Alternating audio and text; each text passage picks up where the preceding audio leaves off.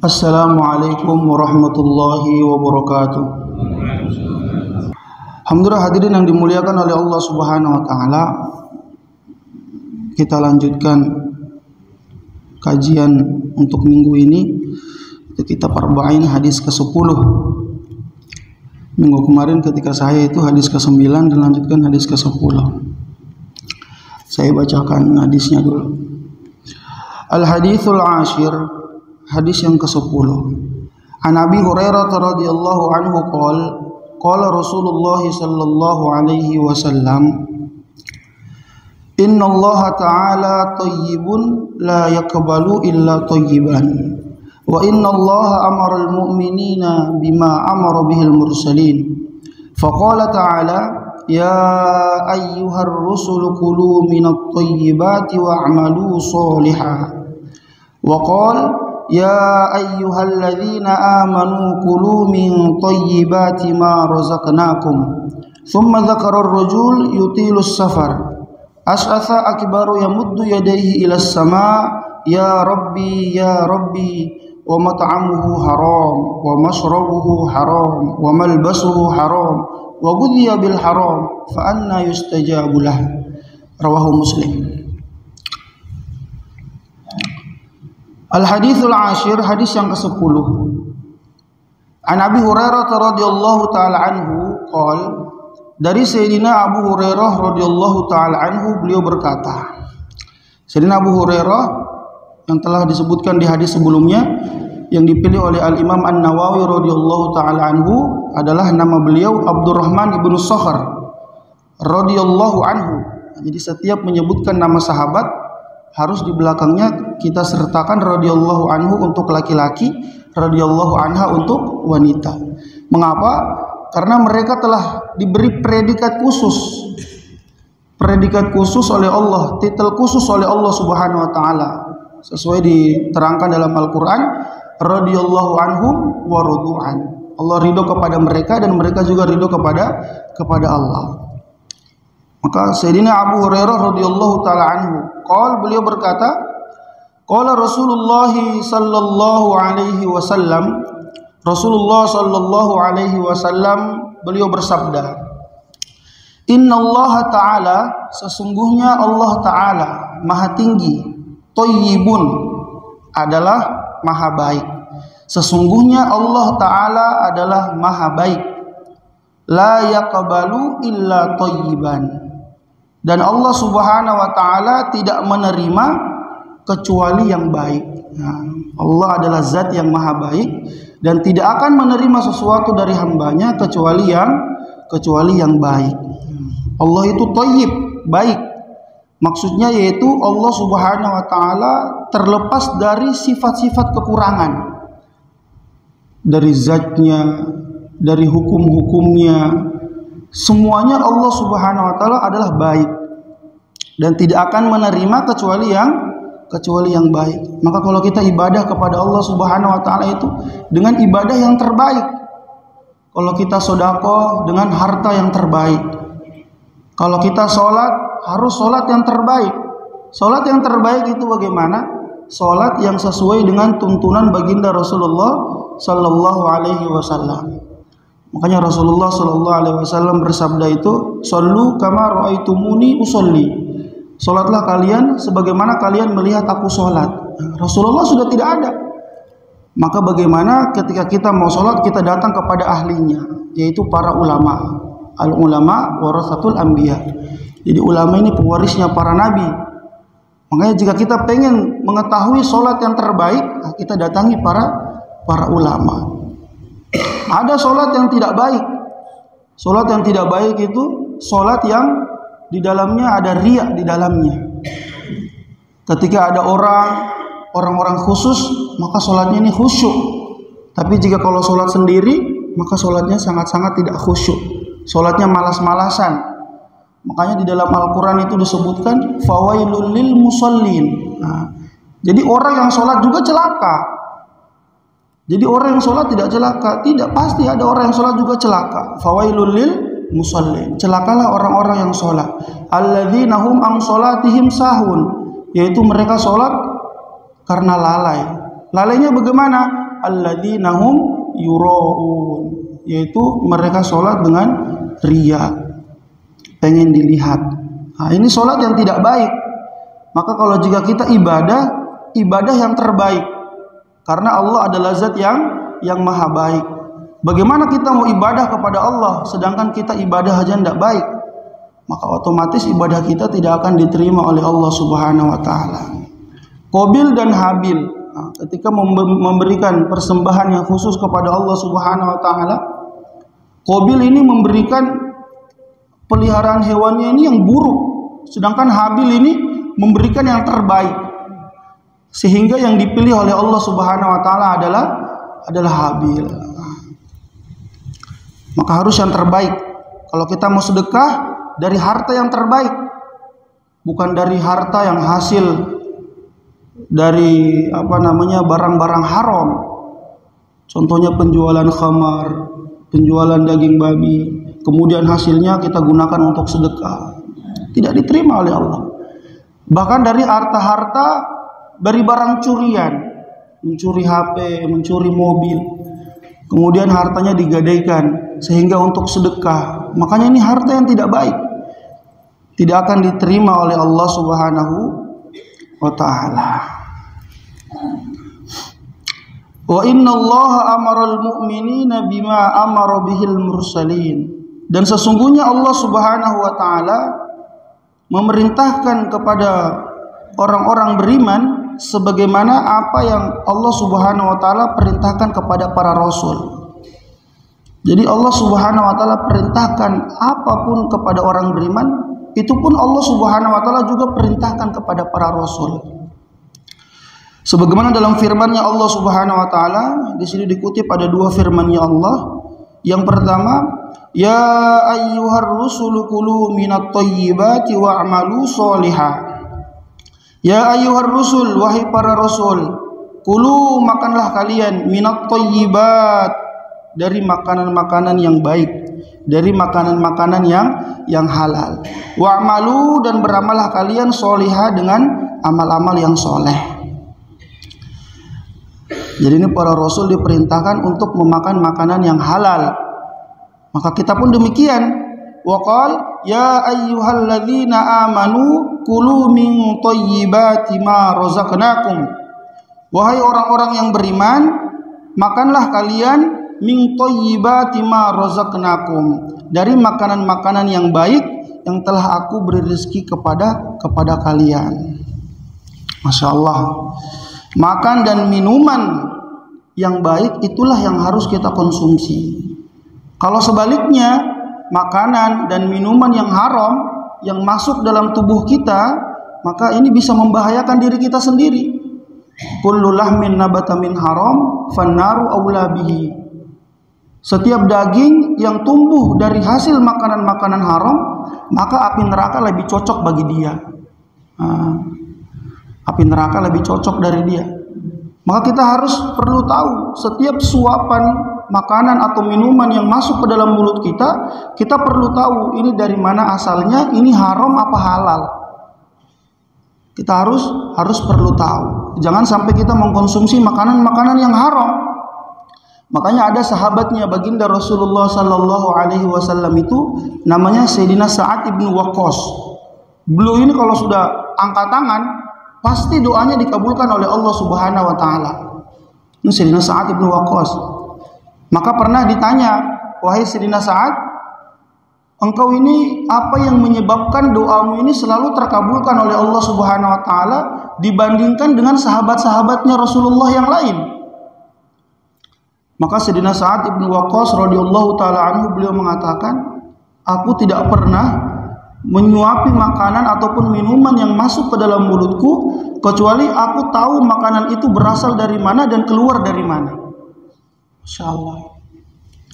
Jadi hasil dari makanan-makanan yang halal yang dikonsumsi oleh Sayyidina Sa'ad ibn Waqqas, maka itu doanya langsung dikabulkan oleh Allah Subhanahu wa taala. Jadi terkabul dan tidak terkabulnya doa ini ada maksudnya juga dari makanan-makanan dan minuman-minuman kita yang kita konsumsi. Jadi seperti itu.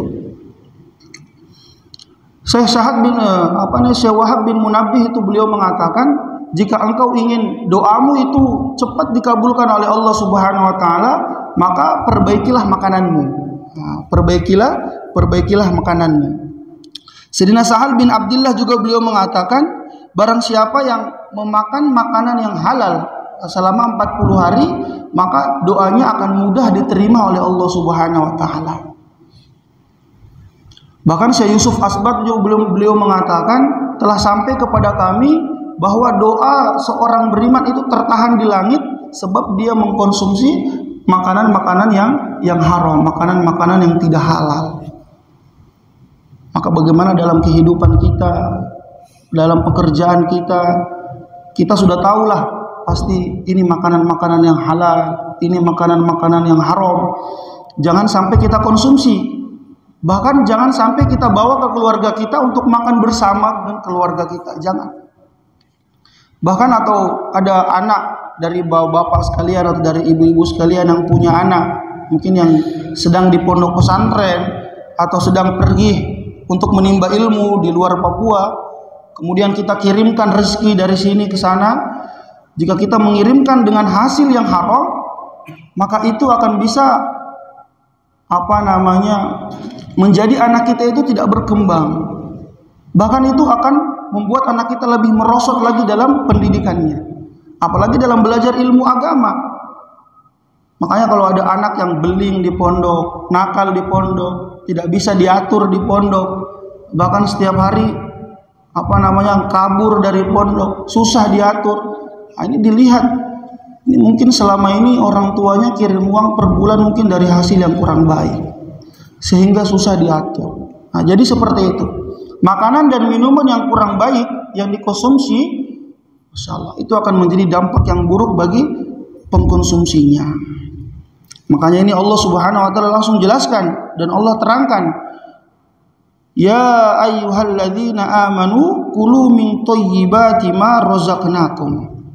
Wahai orang-orang yang beriman, makanlah kalian dari makanan-makanan yang baik, yang telah aku rezekikan kepada kalian.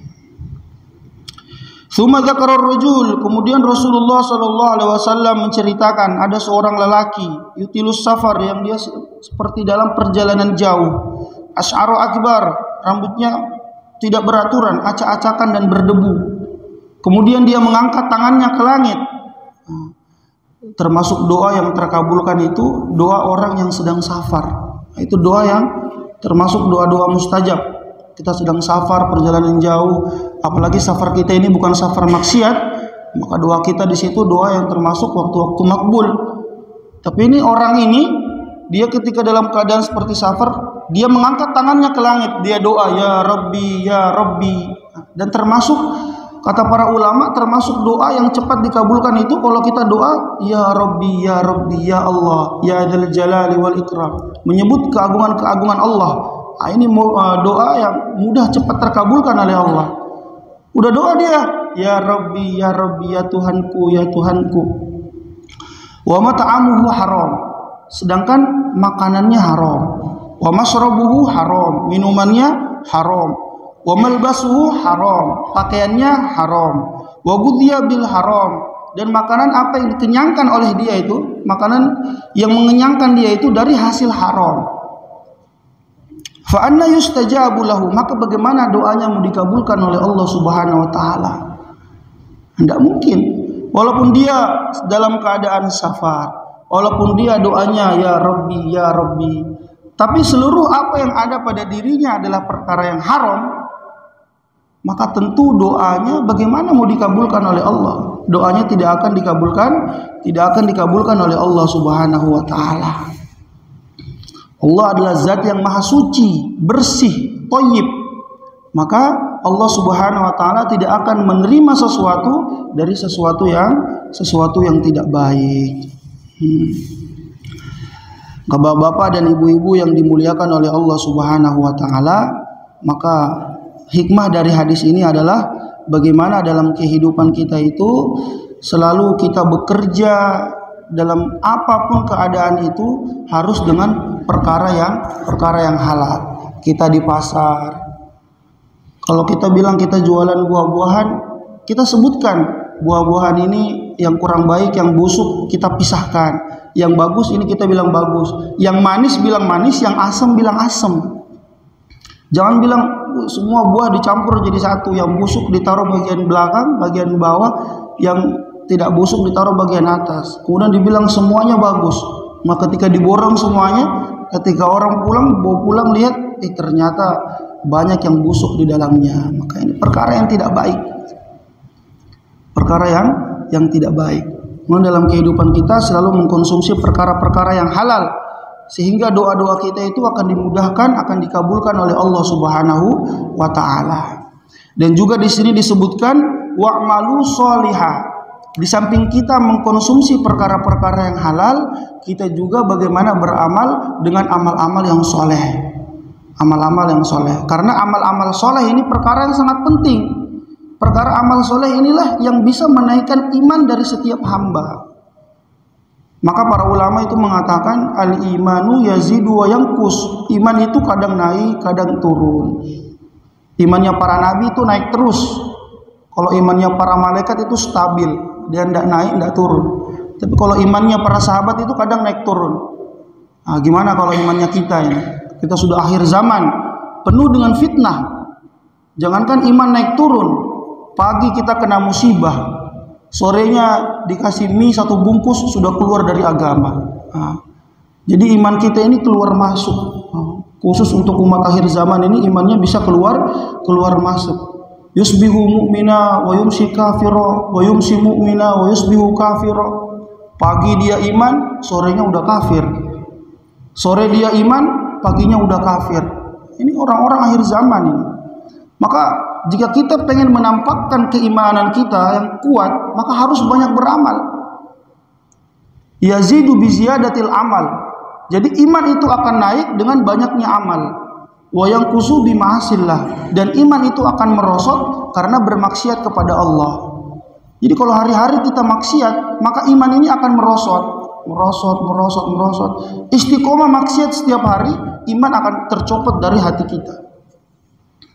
Tapi kalau iman ini amal ini selalu kita tingkatkan. Sholat 5 waktu kita jaga. Kalau sholat 5 waktu sudah kita jaga, sholat sunnahnya dijaga. Jadi ketika amal-amal ditingkatkan, maka iman akan meningkat. Maka jika kita merasa keimanan kita ini sedang turun, jika kita merasa kita sedang tidak baik-baik saja iman kita, maka cepat langsung kita cas.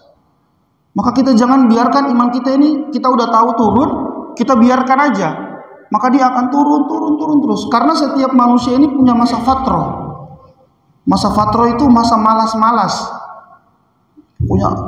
Udah hujan, udah malas ke masjid. Pokoknya kalau masa malas itu ada, sudah datang, dalam setiap manusia itu ada rasa malas. Kalau udah datang, udah amal-amal apapun yang terlihat ringan, tapi udah malas ya udah, tidak mau lagi amal.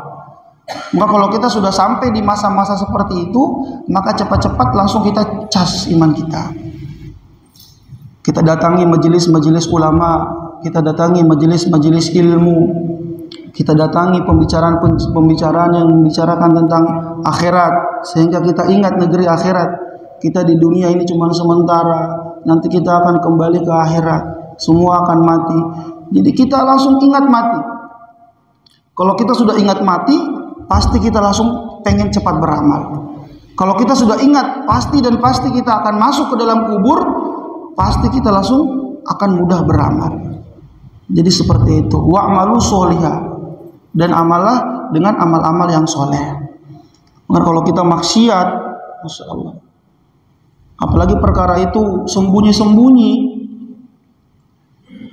kepada Allah Subhanahu wa taala, maka itulah yang membuat iman kita cepat keluar dari hati kita. Maka hadirin yang dimuliakan oleh Allah Subhanahu wa taala, di kitab Arba'in An-Nawawi ini hadis ke-10, inilah yang kita terangkan di sini tentang beramal kepada Allah dengan sesuatu yang baik sehingga Allah Subhanahu wa taala akan menerimanya. Keduanya, kita memakan makanan dengan hasil yang halal, bukan dari hasil yang haram. Kemudian kita beramal kepada Allah Subhanahu wa taala dengan amal-amal yang soleh sehingga iman kita bisa akan naik dan iman kita ini akan menyelamatkan kita di kubur dan akan menyelamatkan kita di padang mahsyar. Kemudian yang terakhir, ketika kita berdoa kepada Allah Subhanahu wa taala, kita mencari di waktu-waktu yang tepat. Nah, di waktu-waktu yang tepat. Kalau kita pengen doa kita cepat terkabulkan, di waktu-waktu yang tepat itu contohnya seperti yang ketika kita sedang safar. Kemudian ad-du'a la yaruddu bainal adzan wal iqamah. Doa itu tidak akan tertolak di antara azan dan iqamah. Ketika azan selesai, sholat 2 rakaat langsung angkat tangan doa. Nabi sallallahu alaihi wasallam sabdakan doa itu tidak akan tertolak. Bahkan kalau waktu itu belum dikabulkan oleh Allah Subhanahu wa taala, maka suatu saat Allah Subhanahu wa taala akan kabulkan, karena Allah Subhanahu wa taala tahu waktu kapan doa itu akan dikabulkan.